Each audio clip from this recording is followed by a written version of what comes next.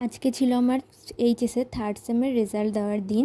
সকাল সকালে আমি বই পড়ে নিয়েছি, তো পড়ার পরে তারপরে আমি স্নান করে চলে এসেছি। আজকে রেজাল্ট দেবে, এইদিকে মানে টেনশানও হচ্ছে, আবার কেমন যে লাগছে যে কী করেছি কী করিনি, মানে ঠিকঠাক হয়েছে তো।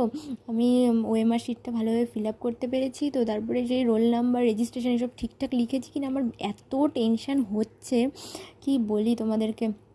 তারপরে একবার ভাবছি যে আমি ঠিকঠাক উত্তর দাগিয়েছি তো নাকি ভুলটা দাগিয়ে চলে এসেছি, এমন লাগছিলো তোমাদের কি বলবো। আর তারপরে আমি একটু স্কিন কেয়ার করে নিলাম, ফার্স্টে টোনার ইউজ করে, তারপরে এই যে সিরাম ইউজ করলাম, করার পরে দেন ময়েশ্চারাইজার আর সানস্ক্রিন। ভাবছিলাম আজকে দেবো কি দেবো না, তাই জন্য আর দিও নি সানস্ক্রিন, যে বাড়িতেই তো ঘরের মধ্যেই থাকবো, তাই সানস্ক্রিন দিয়ে কি করবো আমি, তা সানস্ক্রিন আর দিইনি। তারপরে মানে কেমন যে লাগছে তোমাদেরকে বলতে পারবো না, রেজাল্টটা বেরোবে এমন একটা চিন্তা মাথার মধ্যে। প্রথমে আমি সোশ্যাল মিডিয়ায় দেখেছিলাম যে 1টার সময় দেবে, কিন্তু পরে এবার শুনছি কি মানে সোশ্যাল মিডিয়া ঘেটে ঘেটে দেখছি যে সেটা 2টোর সময় দেবে।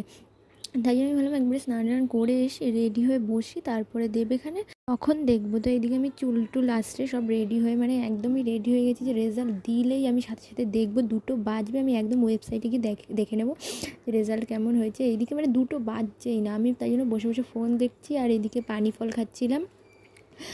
খাওয়াটার পরে দেখছি 2টো বেজে গেছে, তারপরে দেখি আমার রেজাল্ট এসছে। তা আমার রেজাল্ট দেখে তো আমি হেভি খুশি, তোমরা দেখে বুঝতেই পারছো আমার রেজাল্টটা কতটা ভালো হয়েছে, আমি কত খুশি যে হয়েছি তোমাদের কি বলবো। তো আজকের মতো টাটা।